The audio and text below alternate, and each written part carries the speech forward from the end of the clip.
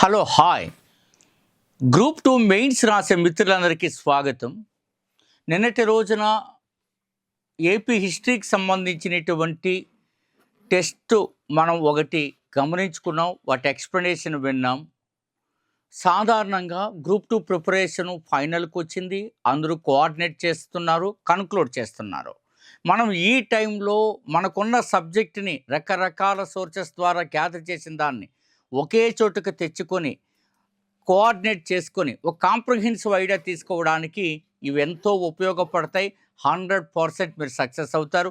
ఈ రోజున science and technology గురించి మనం డిస్కస్ చేస్తున్నాం. ఇందులో కూడా మీరు 70+ ఎలా సాధించవచ్చో చెప్తాను. అయితే సపరేట్గా ఇది ఒక ఎక్స్క్లూజివ్ కాప్ 29 మరియు 30 అంటే ఎక్కడ జరుగుతుంది అనేది, వీటికి సంబంధించిన మొత్తం క్వశ్చన్స్ అన్ని దీని చుట్టూనే తిరుగుతాయి. అంటే 360 డిగ్రీస్ కోణంలో ఇవి ఎలా ఉంటాయో మీరు దయచేసి గ్రూప్ 2 మెయిన్స్ ఓరియంటేషన్ ఎలా ఉంటుందో దీని ద్వారా మీరు గ్రహించండి. రైట్, ముందుకెళ్దాం. Thank you. So question number 1, cap COP అంటే conference of parties. So cap 29 2024కి సంబంధించిన ప్రకటనలు, అంటే 2024లో కాప్ 29 సదస్సుకు సంబంధించిన ప్రకటనలు. ఇక్కడ ఏమి ఇచ్చారు సార్? సరైనవన్నారు. చూద్దాం. ఐక్యరాజ్య సమితి framework convention on climate change COP 29వ సదస్సు అజర్బైజాన్లోని బాకులో జరిగింది. వెరీ సింపుల్ కదా? ఎస్, జరిగింది. కరెక్ట్. రెండోది, ఇది చాలా ఇంపార్టెంట్. ఈ సదస్సులో కొత్త కలెక్టివ్ క్వాంటిఫైడ్ గోల్, చూడండి, NCQG అనేది చాలా ఇంపార్టెంట్ ఈసారి బిట్ రాపర్. ఏమి ఇది? New collective quantified goal. ఇది దీని యొక్క ఉద్దేశం మిత్రులారా. క్వాంటిఫైడ్ గోల్ బాగా చదువుకోండి. ఇది క్వాంటిఫైడ్ గోల్ను ప్రతిపాదించారు. దీని ప్రకారం 2035 నాటికి $300 బిలియన్ సంవత్సరానికి సమకూర్చాలని నిర్ణయించారు. ఎస్, ఇది కూడా కరెక్ట్. సో కాబట్టి పై ప్రకటనలు ఏది సరైనవి? A మరియు B. ఏమిటిది? New collective quantified goal. New collective quantified goal అంటే ఏంటో తెలుసా మిత్రులారా? అభివృద్ధి చెందుతున్న దేశాలకు ఈ వాతావరణానికి సంబంధించి గ్రీన్ హౌస్ వాయువులను తగ్గించడానికి కానీ లేక ఇతరత్ర చర్యల కోసం ఏడాదికి $300 బిలియన్ సరిపోవు. యాక్చువల్గా అవసరం $415 నుంచి $500 బిలియన్ ఉంది. అయినా $300 బిలియన్ అన్న సమకూర్చాలని ఈ సదస్సులో నిర్ణయించి దానికి ఏమని పేరు పెట్టారు? New collective quantified goal. ఈ పదం ఎక్కడొచ్చినా చూడండి. ఇది సింగిల్గా ఇచ్చినా ఇట్లా స్టేట్మెంట్స్లు ఇచ్చినా మీరు కరెక్ట్గా ఉండాలి. రైట్ మిత్రులారా? So right. Next question, COP 29కి సంబంధించిన ప్రకటనలు. మీకు ఎక్స్క్లూజివ్గా చెప్పాను కదా, ఇది కాప్ 29కి సంబంధించినది, ఇంకా మరీ మాట్లాడక్కర్లేదు. అందుకనే ఇది చదివితే, ఈ వీడియో వింటే కాప్ 29 అన్ని కోణాలలో ఈ ప్రపంచంలో లభ్యమైన సమాచారం అంతా మీకు విస్తృతంగా ఒకే చోటికి తీసుకొచ్చేస్తాను. తక్కువ సమయంలో మొత్తం సమాచారం ఇచ్చే ప్రయత్నం జరుగుతుంది. రైట్. కాప్ 29 తరచుగా ఫైనాన్స్ కాప్ 29 అని పిలుస్తారు. ఇది క్లైమేట్ ఫైనాన్స్పై NCQGని స్థాపించడానికి ఉద్దేశించబడినది. NCQ అంటే ఇందాక చెప్పాం కదా, new collective quantified goal. Yes, correct. దీన్ని ఏమిటంటే ఫైనాన్స్, దగ్గర ఇచ్చారు కదా, క్లైమేట్ ఫైనాన్స్ అని అంటారు. కారణం ఏంటి? ఈ మొత్తం వాతావరణ మార్పులకు సంబంధించి వాటికి సంబంధించిన సమగ్ర చర్యలు తీసుకోవడానికి సంబంధించిన ప్రకటన కదా కాప్ 29 ఎక్కువ వర్కౌట్ చేసింది. అందువల్ల దీన్ని క్లైమేట్ ఫైనాన్స్పై NCQG అంటారు. ఇది కరెక్ట్ అండి. నెక్స్ట్ అండి, అభివృద్ధి చెందుతున్న దేశాలు ఎదుర్కొంటున్న సవాళ్ళ స్థాయిని బట్టి చూస్తే వాతావరణ ఫైనాన్స్లో, అంటే ఇంగ్లీష్లో క్లైమేట్ ఫైనాన్స్లో గణనీయమైన పెరుగుదల అవసరమని న్యూ కలెక్టివ్ క్వాంటిఫైడ్ గోల్పై భారతదేశం తన వైఖరిని వెల్లడించింది. ఎస్, నిజానికి భారతదేశం చాలా ఫైట్ చేసిందండి. ఈ ఫైట్ చేయడం వల్ల ఈ మాత్రం నిధులన్నా సెట్ చేయడం జరిగింది. కాబట్టి ఈ స్టేట్మెంట్ కూడా కరెక్ట్. కాబట్టి ఇక్కడ 3 కరెక్ట్, A మరియు B అనేటువంటిది కరెక్ట్ మిత్రులారా. అర్థమవుతుందండి? ఇది అందుకని నేను చెప్తున్నా, మీరు ఎక్కడ భారతదేశం వైఖరి చూడాలా. న్యూ కలెక్టివ్ క్వాంటిఫైడ్ గోల్కి సంబంధించి $300 బిలియన్, అది మొత్తానికి కాదండి, ఏడాదికి. ఇవన్నీ ఒక్కసారి గుర్తుపెట్టుకుంటే ఈజీ అయిపోతుంది మిత్రులారా. రైట్. నెక్స్ట్ మీరు ఇంకొక క్వశ్చన్ చూడండి. COP29లో అంగీకరించబడిన కార్బన్ మార్కెట్ల ఒప్పందానికి సంబంధించిన అంశాలు ఇదేంటండి. సో ఇది టాపిక్ మనకు ఆల్రెడీ తెలుసు, COP29 అని తెలుసు. ఇది కార్బన్ మార్కెట్కి సంబంధించిన ప్రకటనలు, బాగా ఇంపార్టెంట్ అండి, బాగా గమనించారు. సో ఇది ఏమిటి? ఇది దేశం టు ట్రేడింగ్ ప్యారిస్ ఒప్పందంలో ఆర్టికల్ 6.2 ప్రకారము ఖరారైనది. ఎస్ అంటే ప్యారిస్ అగ్రిమెంట్ ఎప్పుడు జరిగిందండి? 2015లో. దాని వివరాలన్నీ మీరు ఆర్టికల్స్ అడుగుతున్నాడు. ఇది గుర్తుపెట్టుకోవాలి. ఆర్టికల్ 6.2 ప్రకారము ఇది ఒక దేశం నుంచి ట్రేడింగ్ పార్ట్నర్గా ఈ కార్బన్ మార్కెట్ని ట్రేడ్ అవుతుందని చెప్పేసి ఇవ్వడం జరిగినది. Statement correct. నెక్స్ట్, ఐక్యరాజ్య సమితిని నిర్వహించే కేంద్రీకృత కార్బన్ మార్కెట్ ప్యారిస్ ఒప్పందంలో ఆర్టికల్ 6.4 నిబంధనలు కూడా సంతృప్తి పరుస్తుంది. This is the most important. Carbon మార్కెట్కి సంబంధించి ప్యారిస్ ఒప్పందంలో ఆర్టికల్ 8 అని కూడా అడుగుతాడు. 6.4లో ఏవైతే మన గైడ్లైన్స్ ఉన్నాయో వాటిని కూడా ఇది సాటిస్ఫై చేస్తుంది. సో ఏ మరియు బి ఈ స్టేట్మెంట్స్ అలా గుర్తుపెట్టుకోండి, అయిపోతుంది. అంటే ఇప్పుడు మీకు ఏం కావాలా? సంవత్సరానికి $300 బిలియన్ గుర్తుపెట్టుకోవాలా, న్యూ కలెక్టివ్ క్వాంటిఫైడ్ గోల్ అనే పదం గుర్తుపెట్టుకోవాలా, భారతదేశం వైఖరిని గుర్తుపెట్టుకోవాలా, ఇక్కడ వరకు చెప్తున్నదే. అలాగే ప్యారిస్ ఒప్పందంలోని 6.2 ఆర్టికల్, 6.4 ఆర్టికల్, దాట్స్ ఎనఫ్ ఇక్కడ వరకు. ఈ రకమైనటువంటి ప్రయత్నం మనం చేసి మీ అందరికీ సక్సెస్ కావడానికి ఏం చేసాం మిత్రులారా? చూడండి, మీకు చాలాసార్లు నేను చెప్తున్నా, ఇదంతా కూడా మీరు గమనించుంటారు. 80 మూల గ్రంథాల్లోనే వచ్చినటువంటి ఇన్ఫర్మేషన్ ఈ పుస్తకాల్లో ఉన్నదంతా కూడా మీకు తీసుకొచ్చి మిత్రులారా, ఒక్కొక్క పుస్తకం చాలాసార్లు అందరూ చూశారు కాబట్టి నేను మళ్ళీ చూపించక్కర్లేదు. ఇందులో మీరు గమనించాల్సింది, మనకి సిలబస్ 20 యూనిట్ అయితే దాన్ని 160 భాగాలు చేసి 160 భాగాలు ఏవైతే ఉన్నాయో ఆ 160 భాగాలని ప్రతి దానికి మనకి చిన్న చిన్న టాపిక్ 20 క్వశ్చన్స్ చొప్పున మీకు తీసుకొచ్చి సబ్జెక్ట్ పైన పూర్తి కమాండ్, ఇందాక చెప్పాం నేషనల్ కలెక్టివ్ క్వాంటిఫైడ్ గోల్కి సంబంధించి ప్రకటన ఇస్తే అది మీకు ఖచ్చితంగా కావాలా. అధికారిక వెబ్సైట్స్ నుంచి 80 మూల గ్రంథాల నుంచి 30 సంవత్సరాల పరిశోధన అనుభవం, 20 క్వశ్చన్లలో కనీసం చాలా 95% 10 కూడా అటెంప్ట్ చేయలేకపోతున్నారు. ఏపీ హిస్టరీలో అయితే మళ్ళీను. కానీ క్వశ్చన్ చూస్తే ఈజీగా ఉంది, మేము రాయలేమంటున్నారు.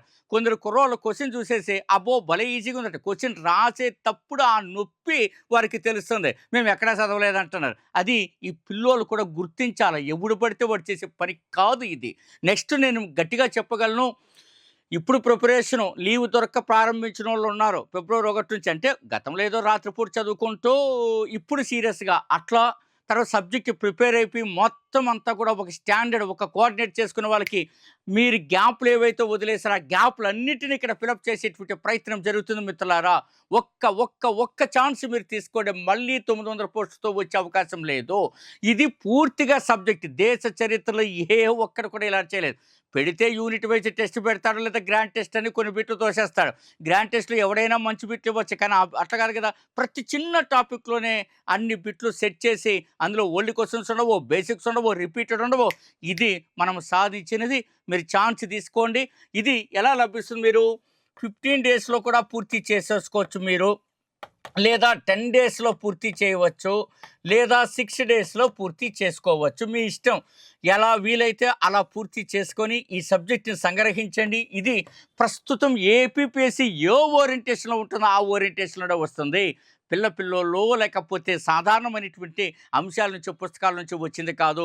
బిట్టి ఎక్కడైనా మీకు చూడడానికి ఈజీగా కనిపించిన ఆన్సర్ మాత్రం చేయలేరు, అందులో నో డౌట్ అట్ ఆల్. ఇది నేను మీకు ఇస్తున్నటువంటి అంశం మిత్రులారా. ఇది కావాలనుకున్నప్పుడు ఇక్కడ 65 పేజెస్ డెమో పెడతారు. ఇక్కడ వచ్చిన వాట్సాప్ నెంబర్కి రిక్వెస్ట్ పెట్టండి, శ్రీమేన థింక్ ట్యాక్ యాప్ డౌన్లోడ్ చేసి అక్కడ ఉన్న టెస్ట్ రాయండి, మీకు అర్థమవుతుంది. సో ఇది మనం చూస్తున్నటువంటి ప్రక్రియ. మళ్ళీ తిరిగి ఇంకా మనం ఇవి చెప్పే అవకాశం తక్కువ. ఇంకా మీరు ఎక్కడైనా సరే నెక్స్ట్ మీరు కానీ చూస్తే, సో ఈ సూపర్ మెంటార్షిప్ కోర్సులో కూడా మీకు ఎక్కడెక్కడ ఏం చదవాలా ఏం చదవకూడదు కూడా వివరించబడి ఉంటుంది.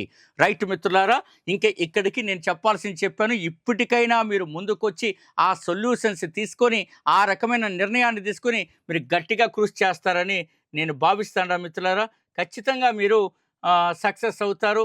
ఆ సక్సెస్ ఎలా ఉంటుందో కూడా మీరు గమనిస్తారు మిత్రులారా. కాబట్టి రైట్, నెక్స్ట్ క్వశ్చన్కి మనం వెళ్తున్నాం. COP29 సదస్సులో మీథేన్ను తగ్గించడానికి సంబంధించిన డిక్లరేషన్. ఇందాక చెప్పాను కార్బన్ మార్కెట్, ఇది COP29. గమనించండి ప్రతి బిట్ని. ఇది methane declaration. This is the most important. Why? Because carbon, ఈ యొక్క గ్రీన్ హౌస్ వాయువుల్లో మీథేన్ కూడా చాలా కీలక పాత్రను పోషిస్తుంది. దానికి సంబంధించి గొప్ప బిట్లు వస్తాయి. మీథేన్ డిక్లరేషన్కి ఏం చెప్పారంటే, అమెరికా, జర్మనీ, బ్రిటన్ మరియు యుఏఈ, యునైటెడ్ అరబ్ ఎమిరేట్స్తో సహా 30కి పైగా దేశాలు సేంద్రియ వ్యర్థాల నుండి మీథేన్ తగ్గించడంపై COP29 డిక్లరేషన్ ఆమోదించాయి. ఇప్పటి వరకు కార్బన్ మార్కెట్ ఒప్పందం కుదిరింది, న్యూ కలెక్టివ్ క్వాంటిఫైడ్ గోల్కి సంబంధించి కుదిరింది. అదే రకంగా భారతదేశం తన వైఖరిని వెల్లడించింది. 6.2 article of Paris agreement, 6.4 article of Paris agreement. These points are very important. So now methane declaration, ఇది కరెక్ట్ అండి. ఈ స్టేట్మెంట్ 30 దేశాలు, ఇది సింగిల్గా కూడా బిట్ అడిగే అవకాశం. నెక్స్ట్ మిత్రులారా, ఈ డిక్లరేషన్పై భారత్ సంతకం చేసింది, చేయలేదు భారతదేశం. కారణం, భారతదేశం చాలా అసంతృప్తిని వ్యక్తం చేసింది ఈ ప్రకటన పట్ల. కాబట్టి ఏ మాత్రమే కరెక్ట్. నెక్స్ట్ చూడండి మిత్రులారా, కాప్, ఇది కూడా చూడండి. COP29కి సంబంధించి గ్లోబల్ మీథేన్ ప్రతిజ్ఞ. అది ఎట్లా? ఇది దేనికి సంబంధించింది? వ్యవసాయ వ్యర్థాలు మరియు శిలాజ ఇంధనాల నుండి వచ్చే మీథేన్ను 2030 నాటికి 30% తగ్గించడానికి ఈ ప్రతిజ్ఞ సెట్ చేయబడింది. అందుకే దీన్ని ఏమంటారు? 30/30. ఈ స్టేట్మెంట్ కూడా నువ్వు నేర్చుకోవాలి. 2030 30%. ఇది సింగిల్గా కూడా బిట్ అడుగుతాడు, ఎంత శాతం తగ్గిస్తారు అని. గట్టిగా మీరు చేయాలి. రైతుల కోసం ఈ అజర్బైజాన్ బాకు సదస్సు, అంటే COP29 సదస్సు, హార్మోనియా క్లైమేట్ ఇనిషియేటివ్ను FAO సహకారంతో ప్రారంభించింది. Most important, correct. కాబట్టి ఏ మరియు బి అనేది కరెక్ట్.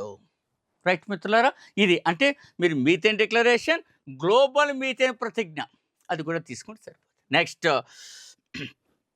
COP29 సదస్సు, జెండర్ మరియు క్లైమేట్ చేంజ్, చాలా ఇంపార్టెంట్. చూసారా, మనం బిట్ సెట్ చేసిన విధానం ఏపీపీఎస్సీ ఎలా ఉంటుందో అదే విధంగా ఉంటాయి.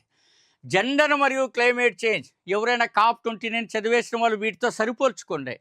జెండర్ మరియు క్లైమేట్ చేంజ్కి సంబంధించింది లిమా వర్క్ ప్రోగ్రామ్ ఆన్ జెండర్ని మరో 10 సంవత్సరాల పాటు పొడిగించాలని నిర్ణయించారు.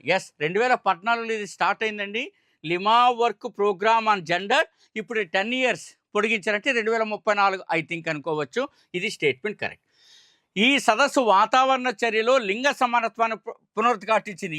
లింగ సమానత్వాన్ని, అంటే ఇందులో మహిళల పాత్ర కూడా పెంచాలా అనేది చాలా ఇంపార్టెంట్గా మనకి COP29 డిక్లరేషన్ అది రీఅఫర్మ్ చేసింది, పునరుద్ఘాటించింది. కాబట్టి స్టేట్మెంటు బి కూడా కరెక్ట్. కరెక్ట్ మిత్రులారా, ఏ మరియు B correct. Next question, the last one. ఐక్యరాజ్య సమితి framework convention on climate change COP30 ఇప్పుడు 2025 సదస్సు ఎక్కడ జరుగుతుందంటే బెలెం, బ్రెజిల్లో జరుగుతుంది. ఆ అవుట్కమ్స్ వచ్చిన తర్వాత నేను మళ్ళీ మీతో డిస్కస్ చేస్తాను మిత్రులారా. ఇప్పుడు అర్థమైనాయి కదండి మీకు ఏ రకంగా చేయాలో. సో మీరు ఇట్లాంటి సబ్జెక్ట్ అంతా పొందడానికి గట్టిగా కూడా నేను మీతో మాట్లాడుతూ ఉండా. 30 సంవత్సరాల పరిశోధన అనుభవంతో ఇవన్నీ తీసుకొచ్చి నేను మీకు సెట్ చేయడం జరిగింది మిత్రులారా. ఈ పుస్తకాల్లో ఉన్నటువంటి సమాచారాన్ని సెట్ చేసి మీకు క్లారిటీ వచ్చే విధంగా, మీరు చదివినటువంటి పుస్తకాల నుంచి లేని అంశాలన్నీ కవర్ అయ్యే విధంగా గ్యాప్ టు గ్యాప్. ఎవరైనా టెస్ట్ సిరీస్లోకి వచ్చి చూస్తే తెలుస్తుంది. ఒకవేళ తెలియకపోతే వారు ఆయా సబ్జెక్ట్లో సాధారణ పరిజ్ఞానాన్ని కలిగి లేరని మనం కన్ఫామ్ చేసుకోవచ్చు. అంతే తప్ప మమ్మల్ని బ్లేమ్ చేయబోకండి. ఎందుకంటే వీ నో వాట్, ఏం ప్రొడ్యూస్ చేయాలో, ఏది జనరేట్ చేయాలో, ఏది అందిస్తే బిట్టు వస్తున్న 30 సంవత్సరాల సుదీర్ఘమైనటువంటి ముప్పూటల పరిశోధన అయినటువంటి అనుభవంతో చెప్తున్నా. కాబట్టి topic wise test series and super మెంటర్షిప్లో త్వరలో మీకు సూపర్ గ్రాండ్ టెస్ట్ ప్రోగ్రామ్ అవన్నీ డిజైన్ అయిన తర్వాత అనౌన్స్ చేస్తాను. అవి రాసుకొని అత్యంత ఆత్మవిశ్వాసంతో ఏపీపీఎస్సీ ఎగ్జామ్ హాల్కు అడుగులేయండి. అద్భుతమైన గ్రూప్ 2 పోస్టును, అది టీటీ పోస్టును సాధిస్తారు. ఊరికే మాటలు చెప్పడం లేదు, ఆడుకు దొబ్బడం లేదు. మీ అందరికంటే మేమే గట్టిగా ప్రిపేర్ అయ్యాము. All the very best, me doctor Gopal.